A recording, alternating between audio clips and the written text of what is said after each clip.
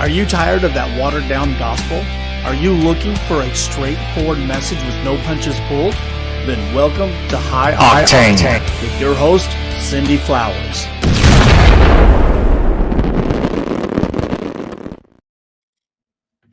Hey, good morning, everybody. I hope you're having a good week so far. Today I'm going to do something kind of difficult. I don't know why I say difficult because everybody's aware of it. The people just don't want to talk about it. Um, uh, what is happening with the kids? What's going on in our society? I've heard some people that have watched the show that said, "Oh, all you do is talk about bad stuff." No, I don't. I talk about reality of what's going on um, today. And remember when I talked about last week, and I talked about the difference between tolerance and patience. The world wants tolerance. The Lord calls for patience. There is a difference. They don't mean the same. Tolerance, as we talked about, is something that's pushed upon you that you don't want, that you have to put up with. Patience isn't. And they have that well twisted. Um, if growing up, you got to see not the remake, but Gene Wilder's Willy Wonka and the Chocolate Factory. Um, he had a song, a very famous song that's kind of been his uh, his song when people talk about him. Um, I took that, and the reason why I took that as a title is because when you saw that movie, it was for children, and when he opened the door to the chocolate factory, I mean, every kid's uh, fantasies to see chocolate fountains and waterfalls and you know all day suckers and just candy sweets everywhere. And he said, just go help yourself, try out everything, edible teacups, you know. But today the kids are under attack. Kids don't get to have that wonderful, incredible childhood today. That's why I titled my show, Come With Me and You'll Be in a World of Pure Abomination. Because that's what the children have to see today. Not all, but that's what's sitting there for them. Okay? Let's talk about what's happened as of recently for these kids. Okay? The praise God that this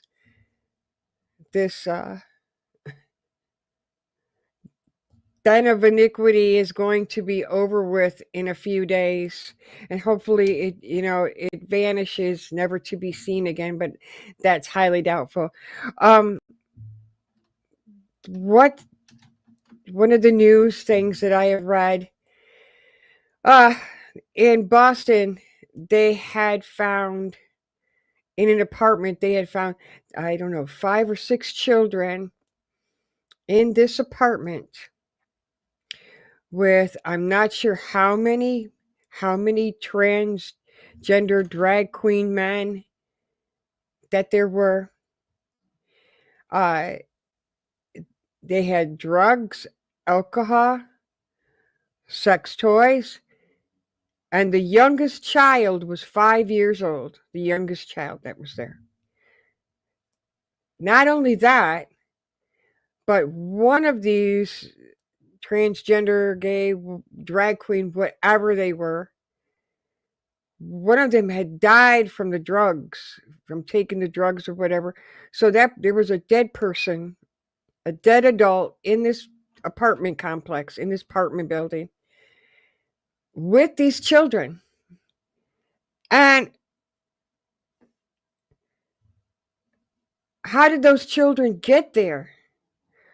What did these men, what was these men intentions to do to these children with all of that stuff? What was their intention? We know what their intention was. And then when the police came, and here's the sad thing, when the police came, they came because of the dead body, not because there were kids in the apartment. And they kept swearing, oh, there's no children here. Well, they found them, praise God. But how did they get the kids? Is my question I keep asking. How did they get hold of them? All those many kids. How did they lure those many kids into this apartment? And you know what they were planning to do. So that's one. Second one, you know, the parades, the latest bicycling one, nude ones, and the young child riding in along with that, not wearing anything. No charges were made. This was in Wisconsin. Remember when I did the video on, talking about the parents, when the parents are pushing their kids into drag and pushing their kids into uh, changing their gender and getting those surgeries, the SRS. Um, this is where I guess this is where the tolerance is growing, because people were cheering them on. There was nobody going, oh my gosh, there's a child out there. Oh my gosh, look what you people are doing. And there were people watching and clapping and cheering them on. All that tolerance. It's an abomination. It's an abomination. I just keep hearing, as in the days of Noah. In a few minutes here, because I wanted to set it up, that as I talk about these things, and how they are going very, very hard on the children, people are worried now to take their kids to the doctor, because if the kid happens to go, I'm a girl, and he's a little boy, and he says, I'm a girl, the doctor reports it. And if the parents go, no, he's just saying that, then they get after him, and they're like, are you trying to hinder the child from wanting to be the sex that this child chooses? And as a parent, and you're like, no, my child, I had a boy at birth. My child is a boy. I have a son. I do not have a daughter. I have a son, and I'm going to keep it that way. Well, they don't like that. And then there's some states that will remove the child from the home. They'll take your child from you and get them those surgeries done. That's insane. That's insane. But you know what?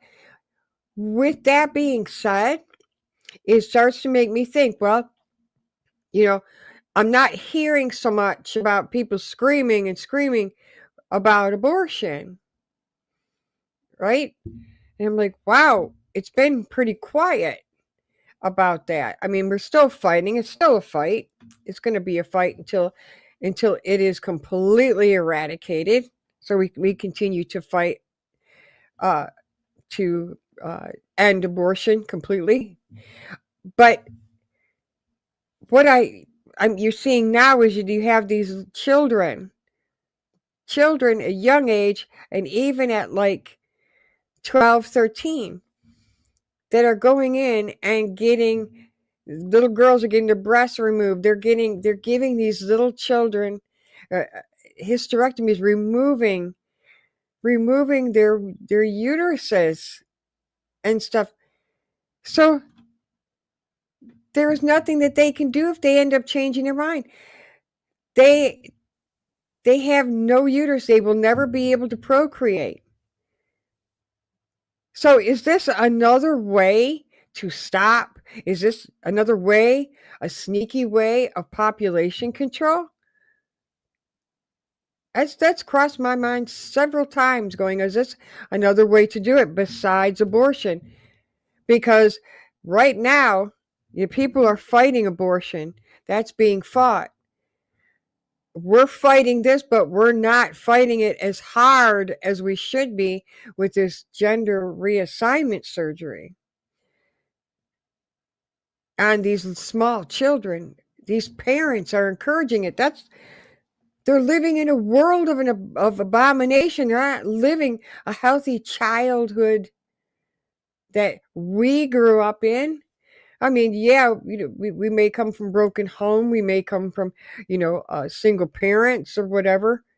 But it certainly wasn't like this today, where you have to worry about getting taken away from your parents if you don't, if you make a comment, or, we never had anything, we didn't have any issues about gender growing up. If you're a girl, you're a girl. If you're a boy, you're a boy. If you were a girl that liked to play sports, that didn't like to wear dresses, that always wore their hair in a ponytail, that you were a tomboy. That's what you were. You were a tomboy, but you were still a girl, but you were a tomboy. You either had your hair cut short, or you had your hair long and you wore it in ponytail. You didn't wear dresses. You wore jeans and t-shirts, and a lot of times you wore like baseball hat and stuff, and you played sports and you were good at sports. But the tomboy still recognized that she was a girl. That never could go, I think I was born a boy, I need to teach that. No, we just left them alone, because what happens? What happens when you just leave the tomboys alone and let them be? As when they start to go into puberty and when they start to mature, things change. They start to see themselves differently, the way God made it. And then, a lot of times these tomboys, they still loved sports. They still like to play baseball. Who knows? They play for the high school, or, and become really, really good at it. But you start to see that they become a little more feminine. Maybe they start wearing makeup and doing their hair, but they're still on the baseball team. They're still on, whatever sport, girls basketball, whatever. They're still female. They didn't go in and say, hey, because I like the color blue, and I don't like to wear makeup, and I like to hang out with the guys and play sports. Okay, make me a boy. That was never a question. You just left them alone, let them to do what they did. I mean, today now, see, that's what I'm thinking. I'm thinking there's more to it, of this, because excuse me, the the amount of people that are coming back, the young people that are now coming back and saying, I don't want to be like this anymore. I can't recognize myself. I don't know who I am. I don't know who I am. You changed my voice. You've changed uh my body. I don't know my body anymore. What's happened to my body parts?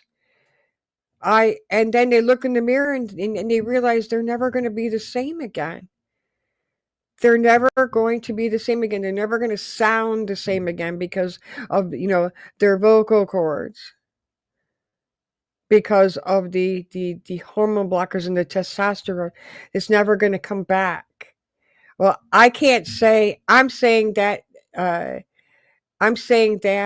as medically, but I can't dare limit God of what he can do and how he can heal and how he can restore. Okay, so that's a fact right there. God will do with that person and heal them, in their way, or maybe, because they made that choice for that, they're being used they're being used for, their story, their testimony, to warn other people, as it is what they're doing now. But excuse me, in that sense, you're not going to be able to get your parts back and be a whole woman again, or be a whole man again, because you let them cut them off. And they were saying, excuse me, these allergies here, I tell you. So I apologize. Anyway, it's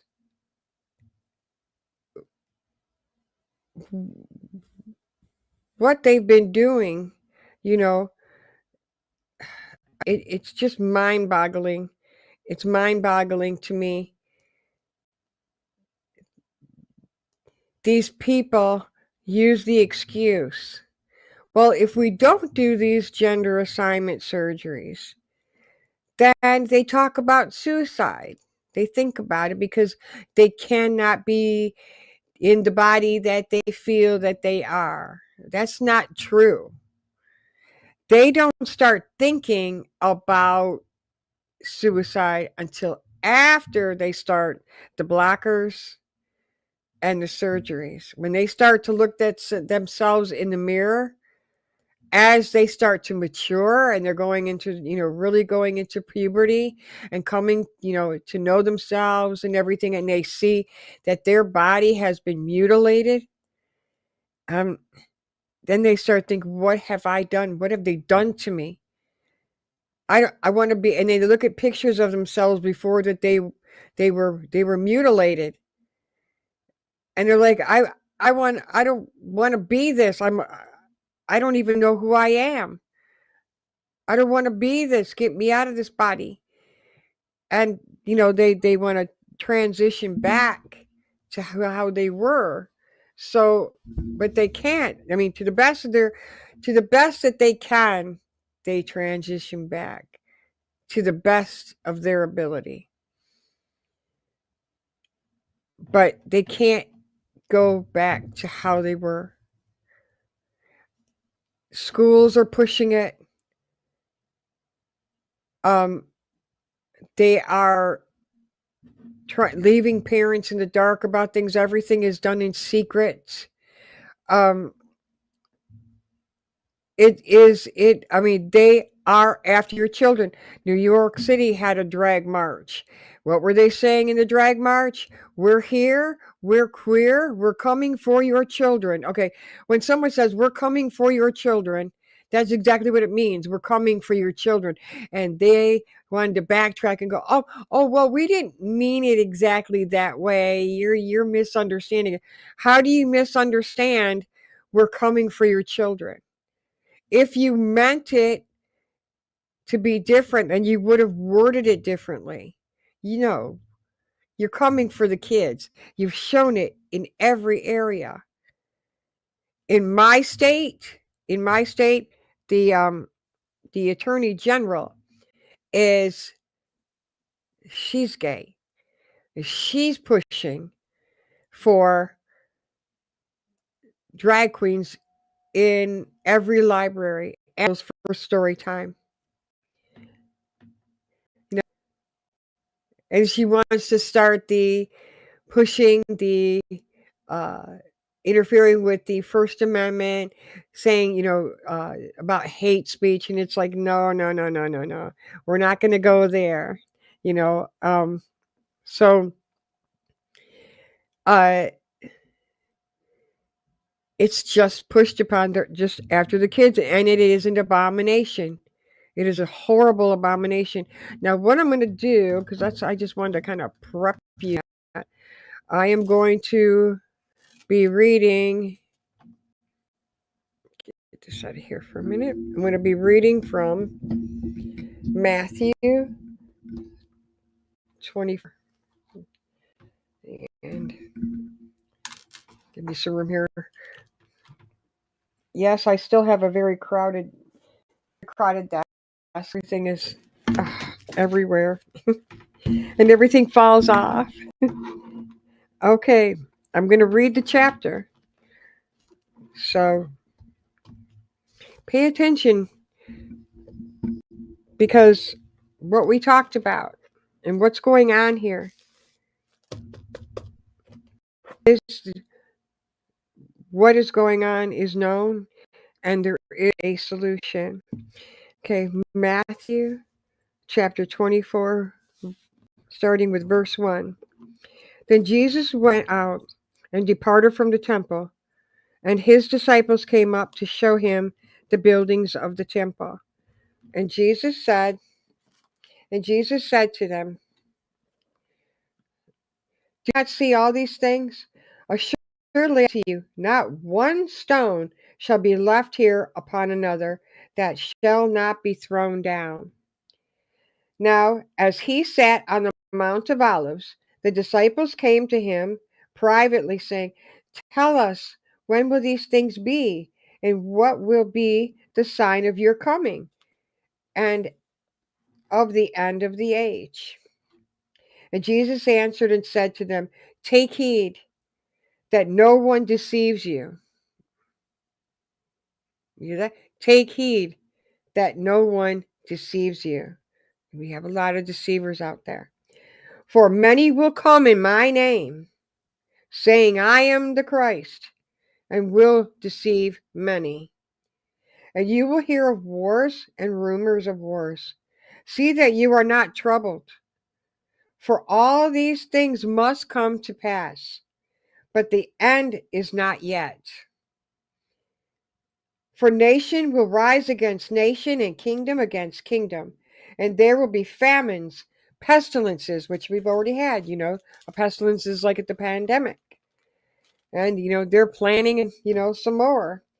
And earthquakes in various places.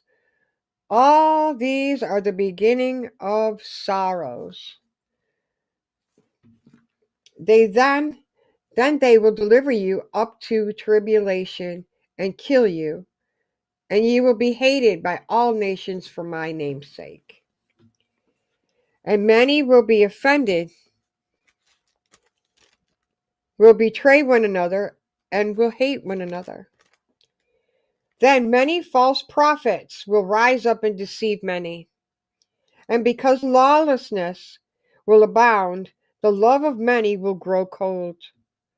But he who endures to the end shall be saved. And this gospel of the kingdom will be preached in all the world as a witness to all the nations, and then the end will come. Therefore, when you see the abomination of desolation, abomination, spoken of by Daniel the prophet, standing in the holy place, whoever reads, let him understand. Then let those who are in Judea flee to the mountains.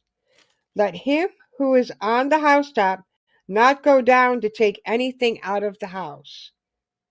And let him who is in the field not go back to get his clothes. But woe to those who are pregnant and to those who are nursing babies in those days. And pray that your flight may not be in winter or on the Sabbath. For then there will be great tribulation, such as has not been since the beginning of the world until this time. No, nor ever shall be. And unless those days were shortened, no flesh would be saved, but, no flesh would be saved, but for the elect's sake, these days will be shortened. Then if anyone says to you, "Look, here is the Christ," or "There," do not believe it. For false Christs and false prophets will rise and show great signs and wonders to deceive, if possible, even the elect. See, I have told you beforehand.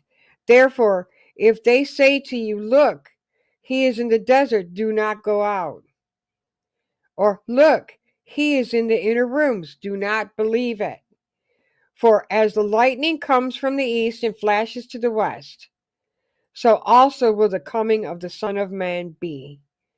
For wherever the carcass is, there the eagles will be gathered together. Immediately after tribulation of those days, the sun will be darkened, and the moon will not give its light. The stars will fall from heaven, and the powers of the heavens will be shaken. I'm going to pause right there. Remember, if you were listening, what Bill Gates wants to do, he wants to block the sun and make it dark, so the sun will not shine. Then the Son of Man, the sun will not shine. Why? In the name of climate change. Okay, let's continue in verse 30. Then the sign of the Son of Man will appear in heaven, and then all the tribes of the earth will mourn, and they will see the Son of Man coming on the clouds of heaven with power and great glory. And he will send his angels with the great sound of a trumpet, and they will gather together his elect from the four winds, from one end of heaven to the other. Now learn this parable from the fig tree. When its branch has already become tender and puts forth leaves, you know that summer is near. So you also, when you see all these things, know that it is near at the doors. Assuredly I say to you, this generation will by no means pass away till all these things take place. Heaven and earth will pass away, but my words will by no means pass away. But of the day and hour no one knows, not even the angels of heaven, but my Father only. Here we go. But as the days of Noah were, remember when I did that? I did a show on that, as in the days of Noah. But as the days of Noah were, so also will the coming of the Son of Man be. Okay? For as in the days before the flood, they were eating and drinking, marrying and giving in marriage until the day that Noah entered the ark, and did not know until the flood came and took them all away. So also will the coming of the Son of Man be. Amen. It's an abomination.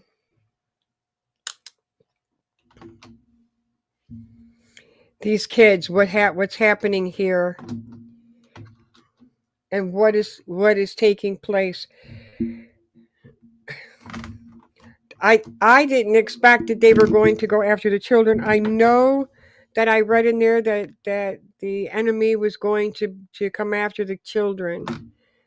I was never expecting it to be like this at all. And these children are just they're just so programmed now in being indoctrinated to think it's nothing. And with what I'm seeing now is, they're trying to just make pedophilia okay and bring them in that with this MAPS thing and NAMBLA, man boy love. I mean, just the most disgusting things. And I mean, they say it's going to get worse. Parents, uh, I think the worst news that I got reading was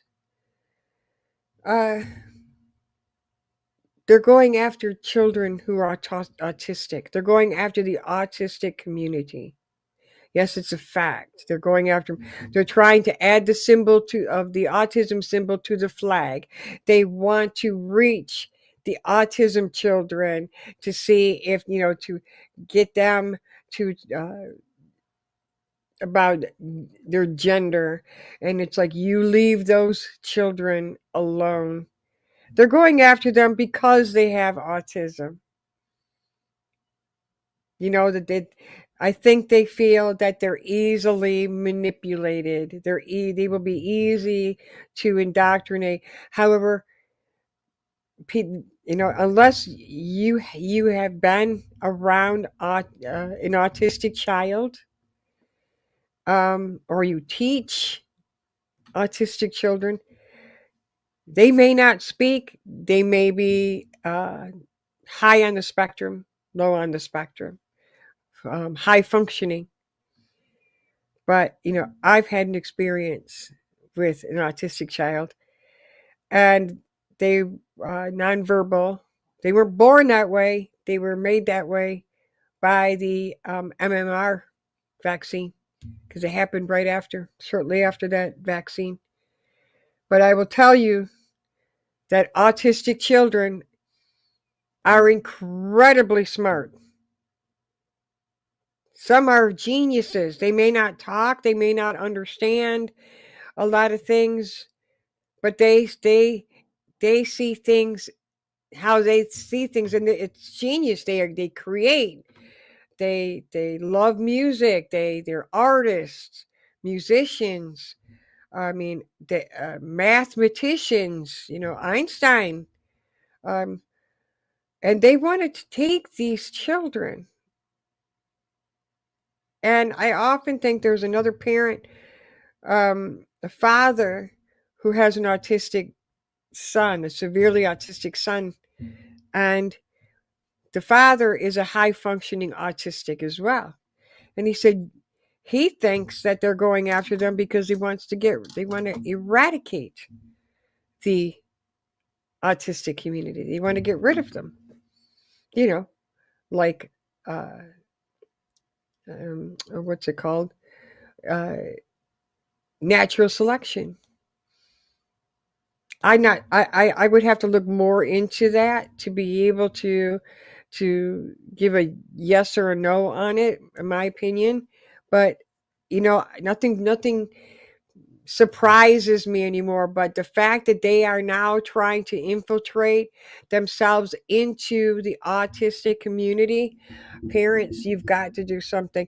See, they just keep moving, and they keep moving because it's allowed, it's tolerated, and it's applauded. You're not stopping them. The church needs to start pushing back. Parents need to start pushing back, because they're coming forward. They're coming, and they're moving and moving and moving right in, and they're getting their cues from the people that are tolerating them. It's an abomination. And I'm sure that the Lord is looking and saying, well, okay, with all this happening, what is the church going to do? Let's see what the body of Christ is going to do. Are you going to push against it? Or are you just going to go, this is just terrible, we have this going on, and have their church services as usual? Are they going to fight back?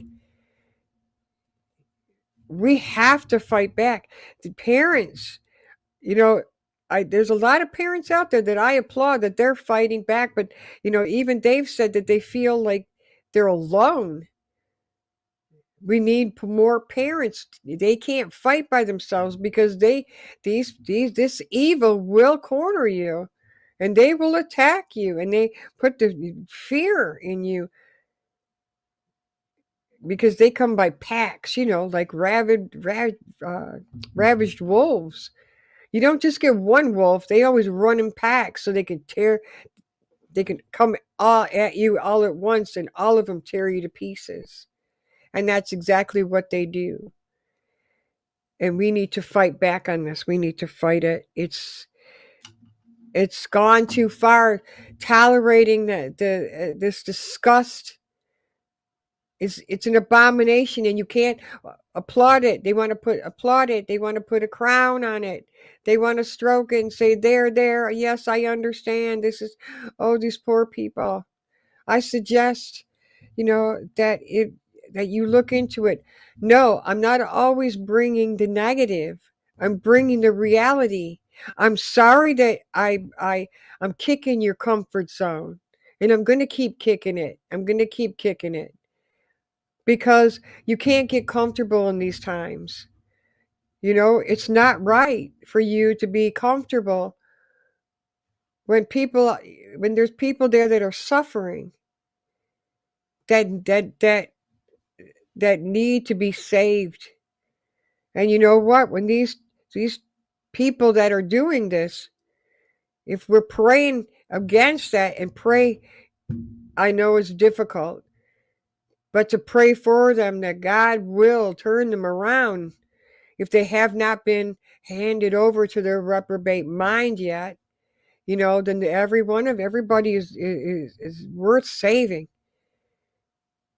I am guilty of that. I have not prayed for these militant, sick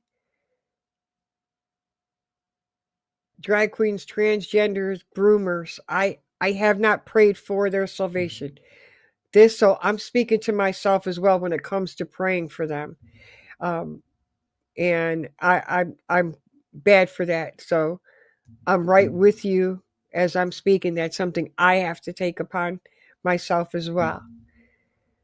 But the church has got to rise up and come against this.